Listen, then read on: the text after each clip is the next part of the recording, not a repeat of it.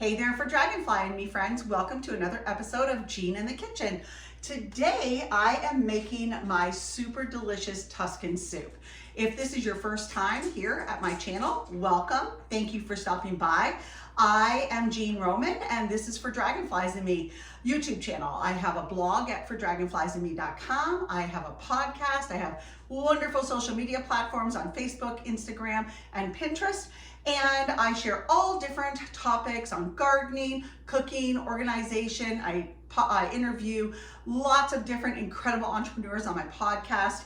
And this is just one of my platforms that I love to share content out with all of you, my followers.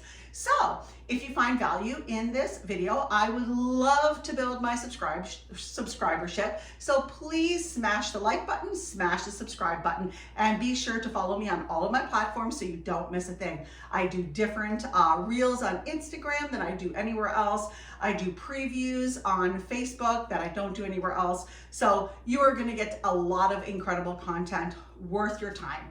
So let's get rolling into this recipe. So my Tuscan soup is really delicious. It is a little bit spicy. I use hot Italian brats, and I even include some red pepper flakes in with it. But the first thing we're gonna do is we're gonna start sauteing my Italian sausages. So I'm going to turn my flame on and I'm gonna turn it down just about medium. And there we go, I'm gonna let that get hot. And then I'm gonna add my olive oil. So if this is your first time here, you will not find the ingredient list or instructions for this recipe here on my YouTube channel.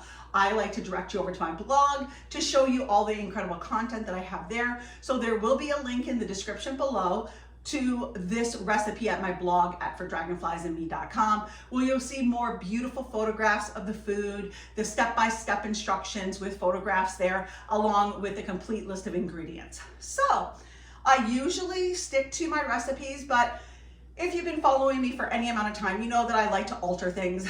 Generally, I'll find a recipe that I was like, oh, that looks super yummy, but I'm gonna change it up. I always change stuff up. So today, as a recipe, I'm doing basically exactly the way it is in my recipe at my blog today. That's not always the way it goes, but it is today. So my pan is getting nice and hot, and I'm going to put a little bit of olive oil down below. I'm not gonna use everything I got there, maybe about 1 tablespoon. And I'll let that heat up for a minute. So another thing I would love to talk to you about before I get into cooking this is my cookbook. Some of you who have been following me since back in the early 2010s, you know that I spent 15 years in the Mennonite church where I farmed and where I learned a lot of the things I teach today. And this cookbook was written during that time. Again, 15 years with the Mennonites. And this book, another friend of mine in the church and I compiled this. So it's recipes from all the ladies in the church. There are almost 1,000 recipes in this cookbook of about 500 pages. 100 of them being my own, and it's got an incredible canning section with great tips of how-tos.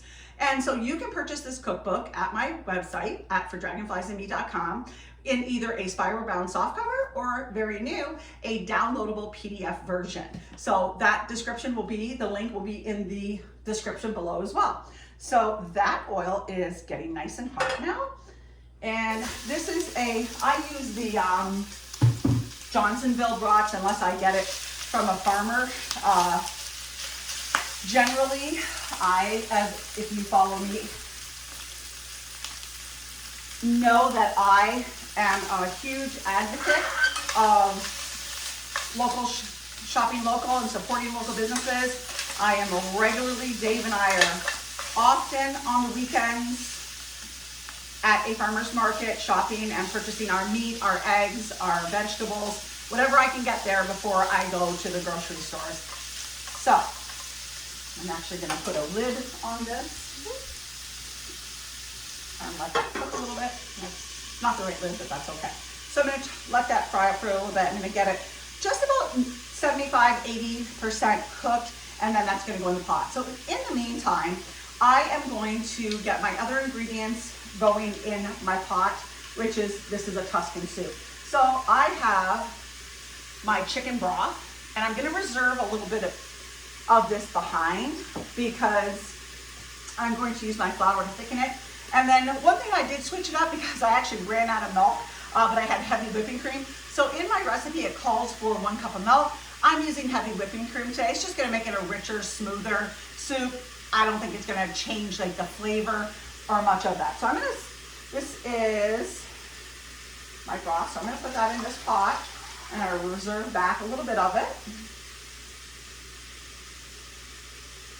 Oops. And then I'm gonna take my flour and I'm gonna add that into my broth and I'm gonna whip that.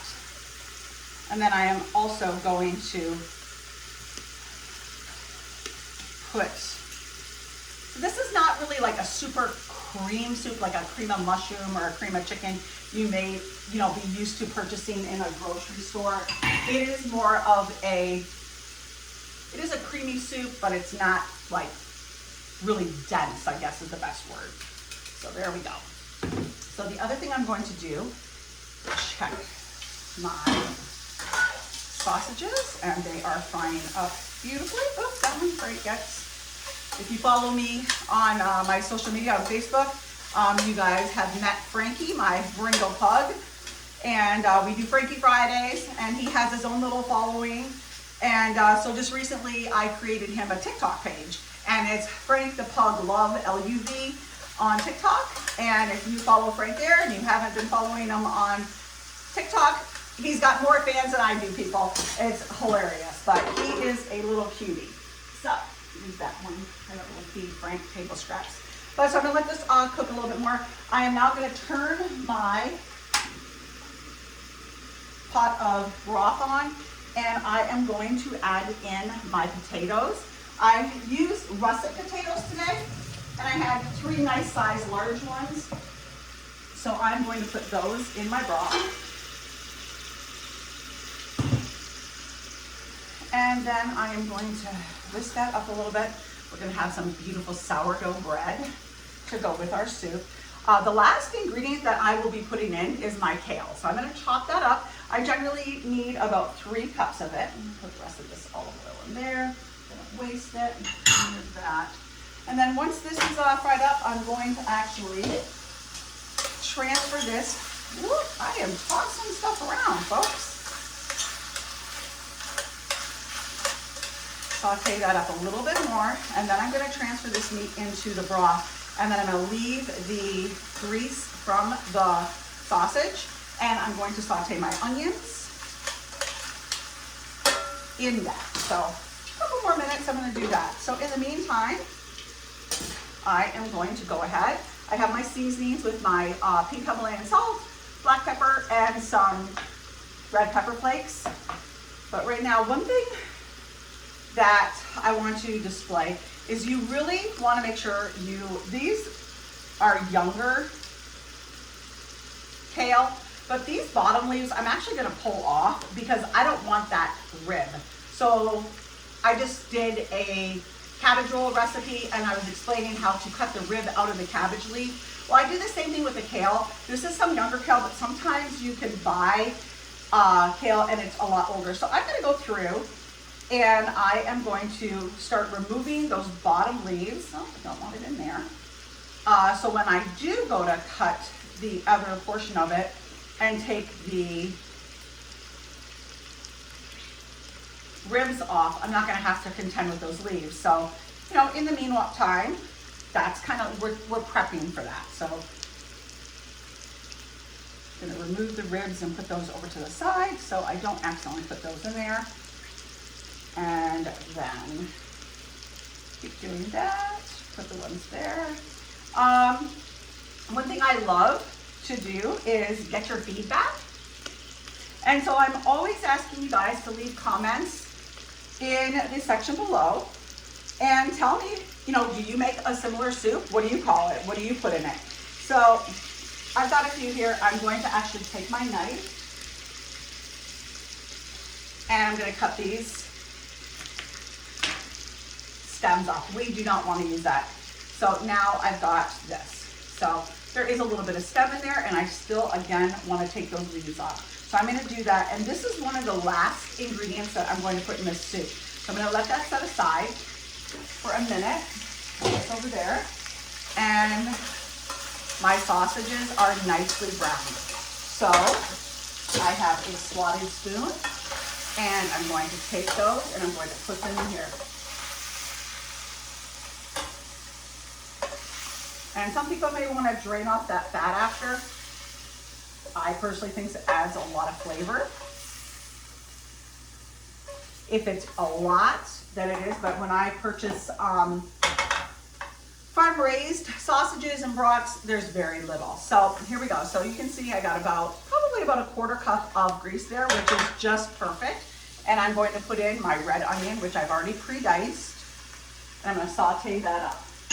And then when that's just about done, I'm going to stir it all in so it gets all that delicious grease, flavored grease from that sausage. And I'm gonna let that saute for a few minutes. Put the lid on there. I like to put lids on stuff because it actually helps with cooking it faster, uses the steam. So I'm gonna keep working at this. If this is your first time here, and if you may not realize, I don't always show the finished product here, but the finished product is always at my blog. So this is probably the most tedious part of the soup is the kale. Spinach is always a lot easier to work with because you can use the stem because it's a soft stem. Kale is a very woody stem. So I am, again, taking those lower leaves off just about right up to where the rib is the top. So this I can just cut. So that's what I'm gonna do. And I'm gonna keep working at that while my onions are sauteing. So you can keep working while your ingredients are sauteing or cooking or whatever you need to do with them. And it's a process. So tell me in the comments what your favorite soup is. Are you a comfort food person? What is your favorite comfort food? We really enjoy soups here at the Roman house, and Dave and I love to cook together. If you haven't seen mine and my youngest son Aaron's videos, he is a Leo like his mom, and we just did a couple videos. We did a bruschetta and we did a blackened catfish, which is something my boys love, and we have turned Dave onto that. He really enjoyed that recipe. So as you can see, this went by pretty quickly. I am gonna chop it though. I don't want huge pieces of it.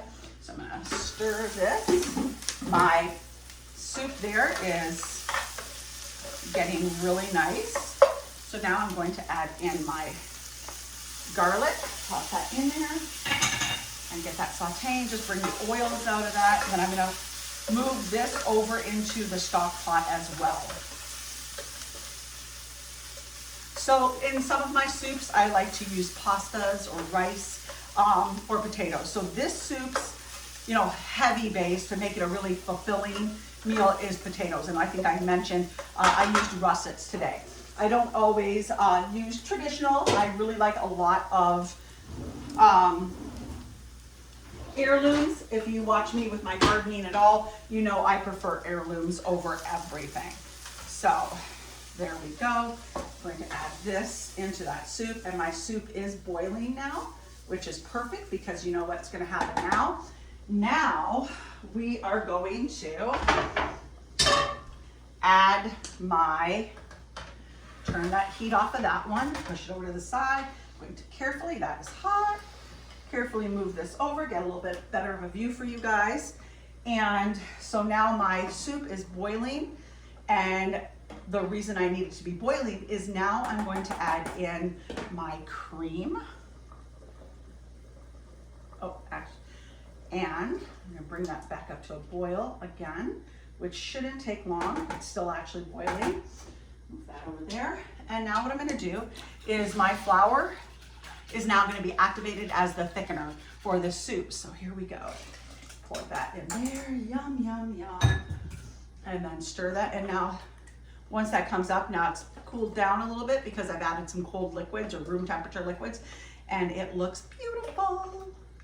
And now I'm also going to add in my salt, pepper, and red pepper flakes. So again, this is a hot Italian sausage. I have pepper and red pepper flakes, about a half a teaspoon to a quarter teaspoon to a half a teaspoon, depending on what you like. So this has got a little bit of a spice, and it's so delicious, and it's a beautiful soup. So now, friends, I have my kale. I'm gonna chop that up. And then in about the last 10 minutes of cooking this soup, I'm going to add the kale, cook it for another 10 to 15 minutes to let this get all nice and soft. I kind of have food texture issues, so I don't want mushy stuff. I want my kale to still have some type of crunch to it, but not so much that I'm crunching it. So my potatoes are gonna cook.